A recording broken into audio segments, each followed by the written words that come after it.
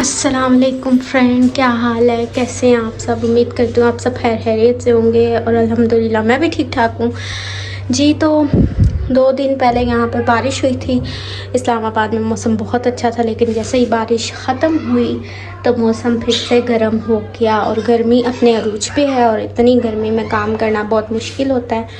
सो अभी यहाँ पर जनाब ये 2 जो है ना मटकियाँ रखी हुई हैं दही की।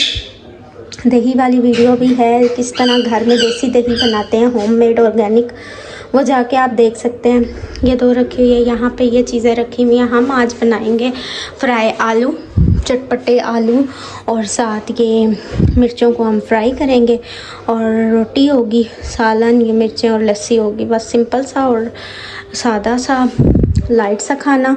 और दही जो है ठंडा होता है, सो गर्मी नहीं लगने देता।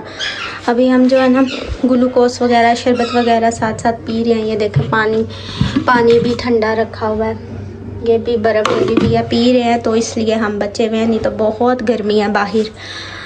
कहाँ से आप सब मेरा व्लॉग और वीडियोस देखते हैं और लाइक करते हैं, कमेंट करके ज़रूर बताइएगा। फ्रेंड्स, आपकी बहन अपना ये सूट प्रेस करने लगी और नहाएगी, इंशाल्लाह फ्रेश होगी, फ्रेश होके कपड़े पहनेगी। गर्मी में जितना खुद को हाइड्रेट रख सकते हैं, पानी शरबत पी के रखें और जितना फ्रेश हो सकते हैं आप नहाएं, क्योंकि पानी आप ताज़ा भरते हैं और थोड़ी देर बाद जो है ना धूप की वजह से पानी गर्म हो जाता है।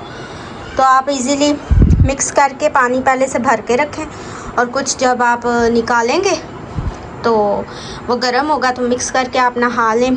सेकंड जो है प्रिकनिक हीट क्रीम या फिर पाउडर, वो आप रखें, वो भी आप लगाएं, गर्मी दाने और पित्त से निजात आपको मिलेगी। और फ्रेंड, अभी मैं चाय बनाने लगी हूँ और यहाँ पे जनाब मैंने दही खोला है। तो दही ये देखिए माशाल्लाह माशाल्लाह हमारा बहुत अच्छा बन गया है और जम गया। ये दही का ये जो पानी है ना, जिगर की गर्मी के लिए बहुत अच्छा होता है।